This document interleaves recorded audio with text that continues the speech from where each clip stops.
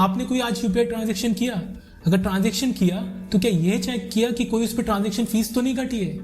क्योंकि मार्केट में ये न्यूज़ है कि यूपीआई ट्रांजैक्शंस पे अब प्रोसेसिंग फीस कटने लगी है। तो चलिए जानते हैं कि सच एक्चुअल में है क्या। यूपीआई क्या है? UPI stands for unified payment interface.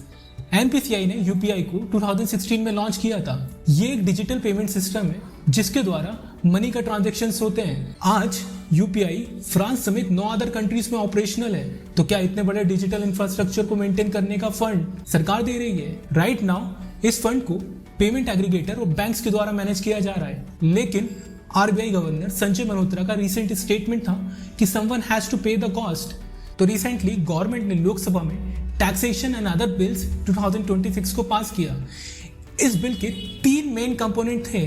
पहला डिजिटल इंफ्रास्ट्रक्चर, दूसरा डोमेस्टिक मैन्युफैक्चरिंग और तीसरा फॉरेन इन्वेस्टमेंट को कैसे अट्रैक्ट किया जाए। मैं बात करूंगा पहले एस्पेक्ट यानी डिजिटल इंफ्रास्ट्रक्चर की। डिजिटल इंफ्रास्ट्रक्चर में पेमेंट एंड सेटलमेंट्स एक्ट में थोड़े बदलाव करने के बाद एमडीआर फीस को चेंज किया जा सकता है। तो एमडीआर क्या है? MDR stands for merchant discount rate. MDR rate सारे मनी ट्रांजैक्शंस में लगता है। तो एमडीआर और यूपीआई का क्या रिलेशन है? सी, यूपीआई एक प्रकार का ट्रांजैक्शंस है जिसमें एमडीआर फीस लगती है। एमडीआर फिलहाल के लिए यूपीआई और रुपे कार्ड्स के ट्रांजैक्शंस में 0 है, लेकिन इस एक्ट के जरिए इसमें चेंजेस लाए जा सकते हैं।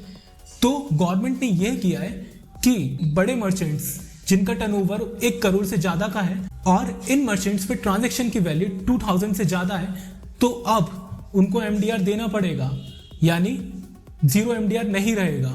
लेकिन छोटे ट्रांजैक्शन वैल्यूज पे अभी भी कोई चार्जेस नहीं है। तो फिलहाल के लिए तो कोई फीस है नहीं, लेकिन आने वाले टाइम में इसमें चेंजेस हो सकते हैं।